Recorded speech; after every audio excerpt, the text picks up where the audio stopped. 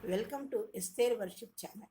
మరొక వీడియో ద్వారా మిమ్మల్ని కలుసుకొని దేవుని వాక్యం మీతో పంచుకోవడానికి దేవుడు నాకు ఇచ్చిన ఆయుష్ని బట్టి, ఆరోగ్యాన్ని బట్టి, జీవమును బట్టి, ఊపిరిని బట్టి ఆయనకు కృతజ్ఞత చెల్లిస్తున్నాను. నేనేమై ఉన్నానో అది కేవలము దేవుని కృప. అందుని బట్టి దేవునికి కృతజ్ఞత చెల్లిస్తున్నాను. మీరు నన్ను ఎంతగానో ప్రోత్సహిస్తూ, బలపరుస్తూ, ఆదరిస్తూ నన్ను ముందుకు నడిపిస్తేందుకు మీ అందరికీ నా వందనాలు తెలియజేసుకుంటున్నాను. మీ గురించి, మీ కుటుంబాల గురించి ప్రార్థన చేస్తున్నాం. నా గురించి, మా కుటుంబం గురించి, మా బిడ్డల గురించి ప్రార్థన చేయాలని కోరుతున్నాను. మీ గురించి, మీ కుటుంబాల గురించి, మీ బిడ్డల గురించి ప్రార్థన చేస్తున్నాం. మీ అందరూ కూడా దేవుని అందు విశ్వాసంతో ముందుకు సాగుతున్నారని అందరిని బట్టి దేవునికి కృతజ్ఞత చెల్లిస్తున్నాను నమ్మి. ఈరోజు మనము పాత నిబంధనలో ఉన్న లేవి కాండంలోని బలుల గురించి మనం చూసుకుందాం. ఎన్ని బలులు ఉన్నాయి ఏంటన్నది మనం చూసుకుందాం. చిన్న ప్రార్థన చేసుకుందాం. అత్యంత మహాపరిశుద్ధులను, ప్రేమమైన, కృపామైన, దయామడవర ప్రభు, మీ అప్రంజి పాదములకు లెక్కలేని స్తుతులు, స్తోత్రాలు, వందనాలు చెల్లించుకుంటూ ఈ సాయంకాల సమయంలో నీ పాద సన్నిధానికి వచ్చిన నాయన, లేవి కాండంలోని బలుల గురించి వివరించడానికి నాకు జ్ఞానం సరిపోదు. మీ ఆత్మ నడిపింపు దయచేసి నాతో మాతో మాట్లాడి నాయన, మేము ఎలాగా మీరే ఆ బలులన్నీ మేము పాత నిబంధనలో ఉన్న బలులు మేము చేయలేమని మీరే ఈ భూలోకంలోకి వచ్చి యేసుక్రీస్తు ప్రభువా మా పాపాల గురించి సిలువుపై మరణించి మాకు ఇచ్చిన నిత్య జీవాన్ని బట్టి మీకు వందనాలు, స్తోత్రాలు చెల్లించుకుంటాం. మీరే బలి అయిన విధానం బట్టి మీకు వందనాలు ప్రభా.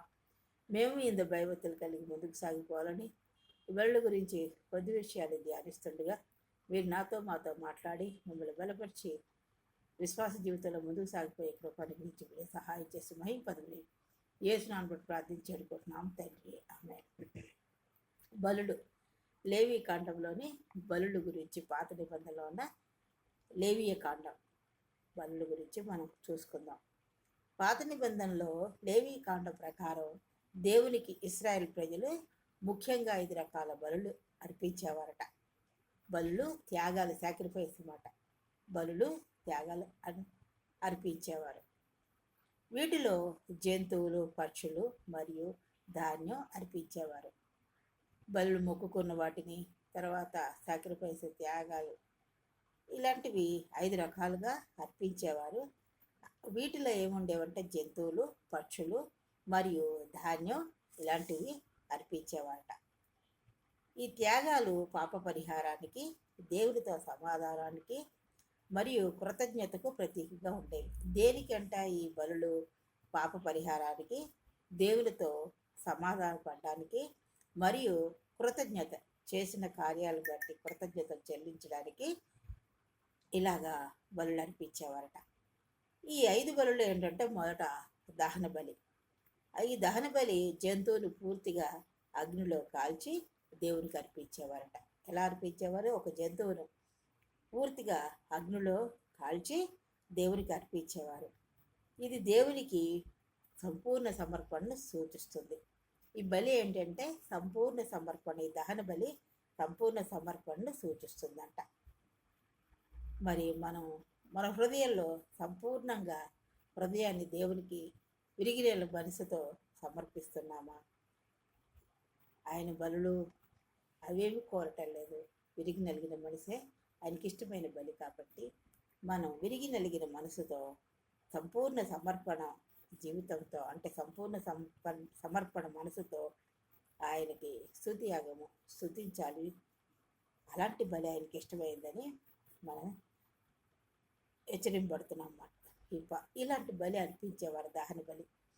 మరి మనము కృత నిబంధనలో మన హృదయం అనే విరిగి నలిగిన మనసుతో మన హృదయాన్ని దేవునికి అర్పించాలి. రెండవది నైవేద్యం. గోధుమ పిండి, నూనె మరియు ధూపంతో కూడిన ధాన్యపు అర్పణ. ఇది అంటే రెండవది నైవేద్యం.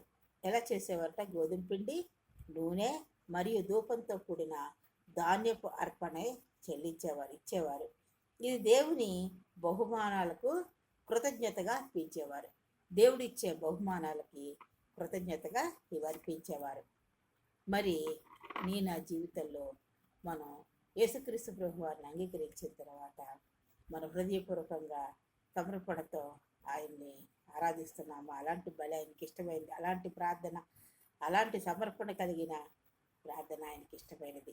ఆయన బలులు కోరటలేదు కానీ హృదయాన్ని కోరుతున్నాడు కృత నిబంధనలో. తర్వాత నైవేద్యం, ఆయన ఆరాధిస్తున్నామా, ఆయనకి మనము ఆయన ఆజ్ఞలు పాటిస్తూ ఆయనకి ఇష్టమైన రీతిలో మనం జీవిస్తున్నామా, మనం ఏదైనా మొక్కుకున్నది చెల్లిస్తున్నామా, ఆయన ఇచ్చిన వాటికి కృతజ్ఞతగా మనం ఏమర్పిస్తున్నాం, కృతజ్ఞత కలిగి ఉంటున్నామా, మనం పరిశీలించుకోవాల్సిన వారమైనా.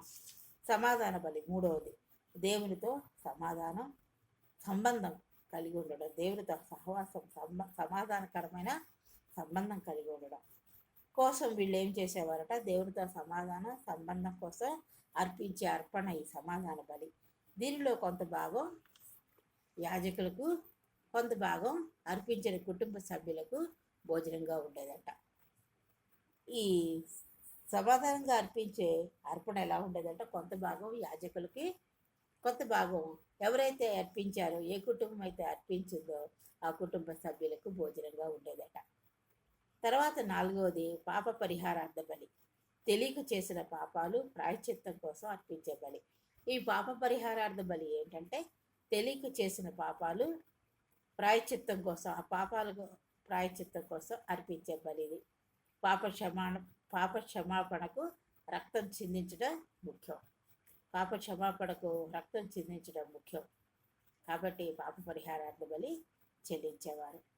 తర్వాత అపరాధ పరిహారార్థ బలి, ఐదవదిగా ఏంటంటే అపరాధ పరిహారార్థ బలి, దేవునికి లేదా తోటి మనుషులకు చేసిన అపరాధాలకు నష్టపరిహారంతో పాటు అర్పించే బలి.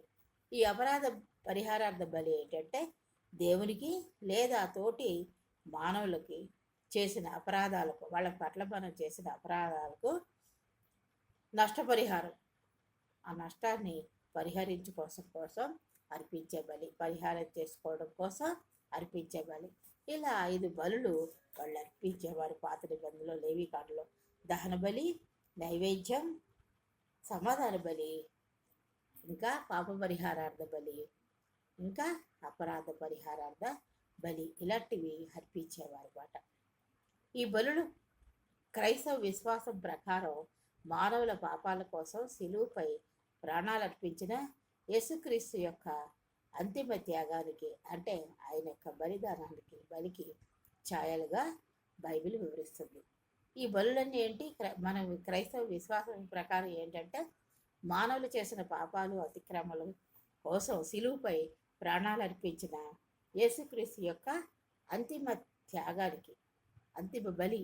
ఆయన నా పాపాల గురించి, అతిక్రమాల గురించి, దోషాల గురించి ఆయన శిలువుపై మరణించడానికి బలి అయ్యి ఛాయలకి గుర్తులుగా, ఛాయలుగా, ఉదాహరణలుగా ఇవన్నీ వివరిస్తుంది.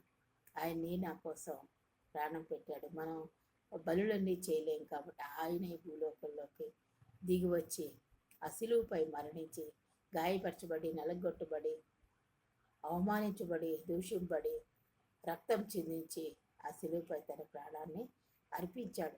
మన పాపాల గురించి, మన దరిద్రతల గురించి, మన అనారోగ్యాల గురించి, ఇవన్నీ ఆయన, మన దోషాల గురించి, మనం పొందవలసిన ఆ శిక్షను తానే మన స్థానంలో, నా స్థానంలో, మనందరి స్థానంలో ఉండి భరించి, నీవు నేను స్వస్థపడాలని, నీవు నేను దరిద్రంలో ఉండకూడదు, సమృద్ధిగా ఉండాలని ఆయన, మనం ధనవంతులు అవడానికి ఆయన దరిద్రతను అనుభవించి ఆ శిలువుపై మరణించి చేసే త్యాగం మనం గుర్తుపెట్టుకొని, ఆయన ఇచ్చిన రక్షణని, నిత్య జీవాన్ని మర్చిపోకుండా, మన ఆయనలో రక్షణ పొందిన వారు విశ్వాస జీవితంలో కొనసాగింపడంతో హృదయపూర్వకమైన అర్పణ, విరిగి నలిగిన మనసుతో ఆయన స్తుతిస్తూ ముందుకు సాగిపోవాలండి.